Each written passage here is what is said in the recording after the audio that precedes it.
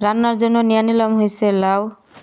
তো আমি যা যা রান্না করবো সব কিছু আমি কাইটা কুইটা তারপরে ধুইয়া পরিষ্কার করে নিয়ে নিছি। তো আসসালামু আলাইকুম, সবাই কেমন আছেন? আশা করি সবাই অনেক ভালো আছেন। আলহামদুলিল্লাহ আমি ভালো আছি। তো আমাদের রান্না করতে কিন্তু বেশিক্ষণ সময় লাগে না। তো যা যা রান্না করবো এগুলো গুছাই নিতেই অনেকক্ষণ সময় লাগে। তো আমি আজকে লাউ দিয়ে এই দুইটা রেসিপি করবো।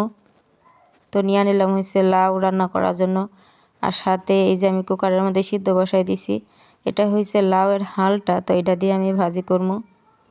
কারণ আমি লাউ আনলে সবসময় মানে লাউটা যেমন রান্না করি তেমন সাথে লাউয়ের হালটাও আমি ফালাই না, আমি ভাজি করি। কারণ আমার কাছে লাউয়ের হালটা দিয়ে ভাজি করলে অনেক ভালো লাগে। আর লাউয়ের হালটা দিয়ে কিন্তু ভর্তাও বানানো যায়, ভর্তাটাও খাইতে কিন্তু অসাধারণ হয়। তবে আমি বেশিরভাগ এভাবে ভাজিটাই করি। আর এখানে আমি লাউয়ের তরকারিটা বসাই দিলাম। তো আমি আজকে রান্না করতেছি তেলাপিয়া মাছ দিয়া।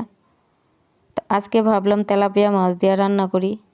তবে আরেকদিন কিন্তু চিংড়ি মাছ দিয়ে রান্না করছি। তো চিংড়ি মাছ কিন্তু ছিল, তারপরেও চিংড়ি মাছ নিয়ে নেই রান্না করার জন্য। তো ভাবলাম আজকে তেলাপিয়া দিয়ে রান্না করি, তেলাপিয়া মাছ দিয়া। তো তেলাপিয়া মাছ দিয়ে রান্না করলেও কিন্তু লাউ তরকারিটা ভালো লাগে। তো লাউটা সিদ্ধ হইতে কিন্তু আমার বেশিক্ষণ সময় লাগে নাই, কারণ যেহেতু লাউটা কচি ছিল তার জন্য। আর দিয়া দিলাম হয়েছে এখন আমি ধনিয়া পাতা। তো আমি জল দিয়ে কিন্তু আরও অনেকক্ষণ পর্যন্ত জাল করছি, আর এখন দিয়ে দিছি ধনিয়া পাতা। কারণ লাউয়ের মজাই কিন্তু ধনিয়া পাতাতে। যে লাউ তরকারির মধ্যে ধনিয়া পাতা দেওয়া হয় না, লাউ তরকারিটা খাইতে কিন্তু তেমন ভালো লাগে না। আর সাথে আমি সব সময় মানে সবজি রান্না করলে আলু দিই, তারপরে টমেটো দিই। কারণ সাথে আলু দিলে টমেটো দিলে আমার কাছে ভালো লাগে, তার জন্য। তো জানি না আপনারা লাউয়ের সাথে কেউ আলু দেন কি না, টমেটো দেন কি না। তবে আমি রান্না করলে এভাবেই রান্না করি, কারণ এভাবে আমার কাছে রান্না করলে বেশি ভালো লাগে, তার জন্য। আর এখানে আমি ভাজিটা বসাই দিতেছি। তো এগুলো তো আমি আগেই সিদ্ধ করে নিছি। আর এখন যা যা মশলা লাগে আমি এগুলোর সাথে দিয়ে দিলাম। কারণ প্রথম সিদ্ধ করার পরে তারপরে ভাজিটা করলে আর বেশিক্ষণ সময় লাগে না। তো ভাজিটা রান্না করতেও আমার বেশিক্ষণ সময় লাগে নাই। আর আগে সিদ্ধ করে তারপরে এভাবে ভাজি করলে এই ভাজিটা বেশি ভালো লাগে। তো কে কীভাবে রান্না করেন এটা কমেন্ট করে জানায়েন। আমি তো যেভাবে রান্না করি সেভাবে দেখাইলাম। হয়তো বা আপনাদের মতন সুন্দর করে রান্না করতে পারি না, গুছাইয়ে রান্না করতে পারি না।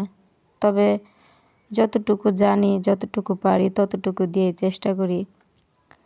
তারপরেও মোটামুটি ভালো হয়। আর এখানে আমি ভাজিটা করে নিতেছি। তবে ভাজিটা এই যে এগুলো আমি যেহেতু আগে সিদ্ধ করে রাখছি, তার জন্য বেশিক্ষণ সময় লাগে না ভাজিটা করতে। আর এখানে দেখেন আমার ভাজিটা হয়ে গেছে, আর কতটা লোভনীয় লাগতেছে। আর এত ভালো হয়েছে ভাজিটা, বলে বোঝাতে পারবো না। আর এই যে লাউর তরকারিটাও আমি রান্না করে নিছি। আর লাউর তরকারিটাও দেখতে কিন্তু অনেক লোভনীয় লাগতেছে। আর আমার কাছে শাক সবজির তরকারি এগুলো বরাবরই বেশি পছন্দ। তো সবাই ভালো থাকেন।